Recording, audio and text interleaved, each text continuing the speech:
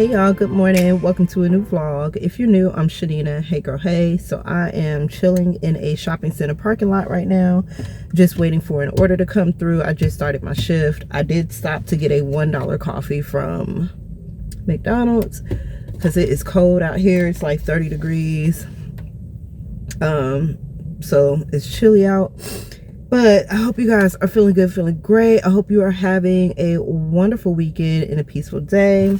So there is a topic of peace inside of the Bible Promise Book. So we are going to just read a couple of scriptures out of it to start our vlog off. So from Isaiah 57:19, it says, peace, peace to him that is far off and to him that is near, saith the Lord, and I will heal him. From Colossians 3:15, and let the peace of God rule in your hearts, to the which also ye are called in one body, and ye be thankful, and be ye thankful. From Psalms 85:8, it says, I will hear what God the Lord will speak, for he will speak peace unto his people and to his saints. Philippians 4:7 says, and the peace of God, which passeth all understanding, shall keep your hearts and minds through Christ Jesus. Isaiah 32:17 says, in the work of righteousness shall be peace, in the effect of righteousness, quietness and assurance forever. Luke 7:50 says, thy faith hath saved thee, go in peace. Psalms 37:37 says, mark the perfect man and behold the upright, for the end of the man is peace. Second Thessalonians 3:16 says, now the Lord of peace himself give you peace always by all means. And the last one, John 14:27 says, peace I leave with you, my peace I give unto you, not as the world giveth, give I unto you. Let not your heart be troubled, neither let it be afraid. So, I hope that motivated some of you guys for today. And, you know, if you're going through some things, I hope that was a little bit helpful in getting you through the day. So let's see, she gave me some extra packets of sugar, so I don't know. Ooh, it's Splenda. I think she thinks that I asked for that, but I didn't. I'm not a huge Splenda fan. It tastes weird to me, or it used to, rather. I don't know what my taste buds have probably changed by now. That was like so many years ago when I tried it in some coffee and I was not feeling it. Let me stir it up. I was trying to sit y'all down, but I've got a different phone and it doesn't have a case on it. So y'all were like slippery and falling and all the things. So hopefully soon I'll be able to get me a case for this phone. I had to get another phone, y'all. My other phone went kaput. When you turn it on, you can barely see what's on the screen. And if you stare at it long enough, you may be able to figure out, you know, what the apps are and all that. The only thing that I'm able to do, and it's just because it's from memory, is to unlock my phone.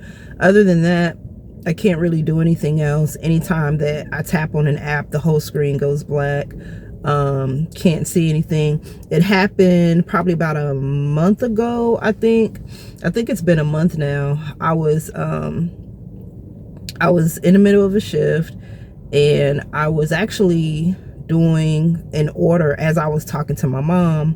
I had her on speakerphone while I was, you know, picking up and dropping off and everything. And I was coming out of, was it Popeyes? I had two pickups. One was, I think, Church's, and the other one was Popeyes, if I'm not mistaken. Well, when I came out of the Popeyes, me and her hung up, and everything seemed fine until I went to start the trip for me to drop off the food, and I couldn't see the screen. So at first, I thought, well, maybe I accidentally adjusted the lighting on the screen or whatnot. But no, that was not the case, girl. And it was like this flashing, I don't even know what it's called, but you know when your screen starts to glitch and you can't see it, but it's like a part of my screen was like lighting up and then going dark again. It was just really weird. So basically I couldn't even do the trips. I had to take the food back, and the customer were calling about their food because I had to basically go all the way home. Mind y'all, I was all the way on ML King on the 285 side over by the skating rink, the Cascade skating rink. And girl, I couldn't even answer the phone because I couldn't see who was calling. But by the time I got home, I realized, oh, it's the customers calling. So I was able to see the button enough to answer the phone. It was kind of crazy. I couldn't even call out because I couldn't, you know, the screen was black.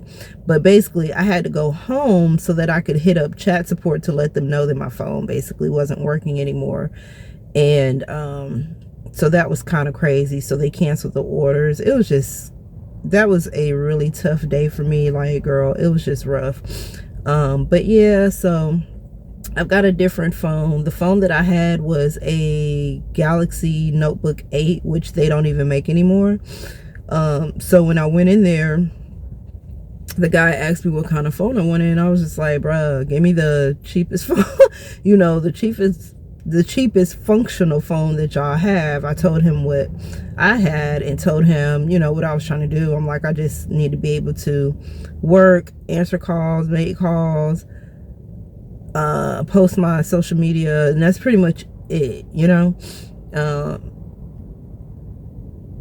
And so he was asking me if I wanted the one with the pen and all that, because the phone that I had was, it was a notebook, so it came with one of those little pens. And I'm like, bro, I don't even need all that, because what I was realizing was the more you were adding as far as extras, the more the phone was costing. And the one with the pen was like almost $1,000, girl. And y'all know I'm the one about to do that, okay? Anyway, so I had to get another phone. So this phone does not have a protective case on it, so I'm trying to be real careful until I get one. But yeah, I was trying to sit y'all up in this little corner here, but y'all were just slipping and sliding. All right, enough chattering. Let's get to work. Hopefully, well, I'm logged in the app. As y'all could see, nothing came through because that little ding noise hasn't hit, but it's still early. It's like 8 o'clock in the morning.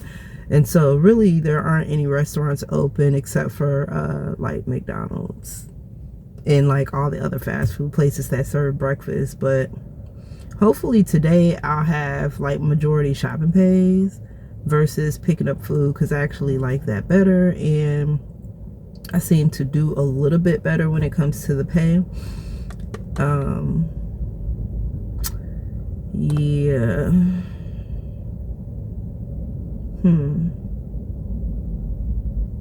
I'm not gonna say when it comes to the pay, because really it depends on what you accept on the app. You know, you have your good days, and then you have your days where you may not make as much as what your goal was, and then you have days where you make your goal or you may exceed your goal. It just really depends. And then it depends on the area too, because there are some areas of Atlanta that I don't really like to venture to because of how far in between things are. Okay, so that was a Bojangles 15 miles for $6. We're not doing that. That's way too many miles for the dollar amount. But anyway, but yeah, it just depends on where you are, because there are some parts where I know that I'm not going to make that much because of how much distance it is between the different establishments or the restaurants or whatever. And then there's some places where you can make a lot of money if you don't mind hustling to find free parking, you know, like downtown. You can make a lot of money downtown.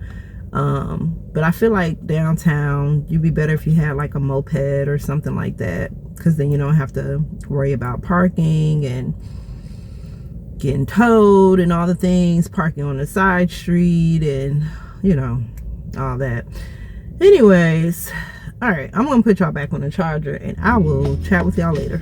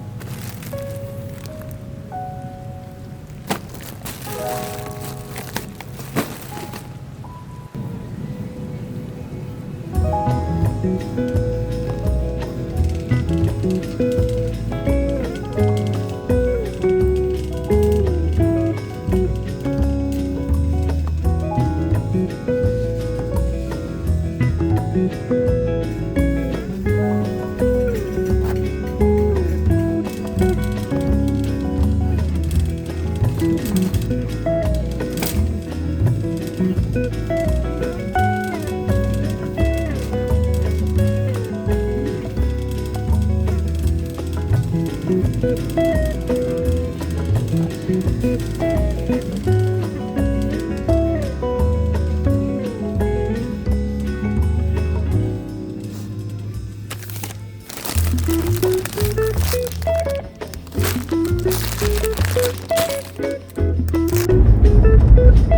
we're back. I dropped off that Target order and now I'm on my way to well, I came back over here by Target, but then I just got an order for Walgreens, which is all the way on Old National, so that's where I'm headed. But I was sitting here thinking to myself about Olivia. So yesterday the conversation started with her asking me what was for dinner, which we had actually had that conversation earlier that day. So when we were on the way back from getting her dad, she had brought it up again, and she was wanting me, because we had those chicken wings and the French fries from a couple of days ago. So there was more wings, but she there was only like 2 potatoes where I could make some fries, right? So she had wanted me to go to Kroger, but I had forgot all about it, to be honest. By the time it was time to pick up her dad, I was too tired to do anything but go back home, so I didn't even think about it. But she had brought it up, and she was like, you know, Mom, mind you, she's saying this as we've already passed the Kroger, and I'm literally pulling into the apartments, and she's like, hey Mom, don't forget about the potato. And I'm like, girl, I ain't stunting no potato. I'll go ahead and cut up these 2 little potatoes and you can eat that, right? So then she goes into her little thing that she normally does when she's trying to make me feel guilty about not getting something that she wants me to get. And so we get out the car, and I'm like ignoring her because I'm tired, and I don't feel like Olivia's at the age where she doesn't know that it's okay to be quiet sometimes. Like, she has to have, you know, the last word and all that kind of stuff, but not in a disrespectful way. But after so long, I have to tell her that, okay, you borderline are being disrespectful because you won't shut up. You know what I'm saying? So my apartment is, from the parking lot, you have to walk down like 6 stairs and then go upstairs, because I live upstairs. So as we were coming out of the car and walking down the steps, all I heard her say, because she was still talking, right? She was still trying to convince me to go to the store to get this potato, talking about the little 2 potatoes, 1 gonna be enough, and she wanted 3 and all the things, right? So we're walking down the steps, and I'm minding my business, and I'm listening to her, but I'm not saying anything. And I hear her say something to the nature of that I'm treating her cruel.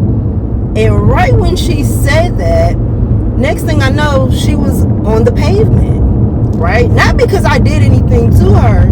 She tripped and fell, or her shoe slipped off and she fell. Y'all, I don't even know. It happened so fast. And mind you, we're still walking down the steps. So I'm about halfway down these little 6 stairs when I see her laying on the ground on the stairs. And so I grab her shirt. I know y'all like, why is she laughing? Okay, it wasn't funny at first because I thought she actually hurt herself. But then when I realized she didn't hurt herself at all, it was funny in my head. I just didn't laugh at her, you know, right at the beginning. Anyway. So I grab her shirt to pick her up, and she's getting up. Mind y'all, Olivia is muscle, okay? So she appears to be kind of like a thick girl, right? But it's not fat. It's just all muscle. So she's solid. You know what I'm saying? So her weight is heavy, okay? So I'm picking her up off the ground, trying to pick her up without falling down myself.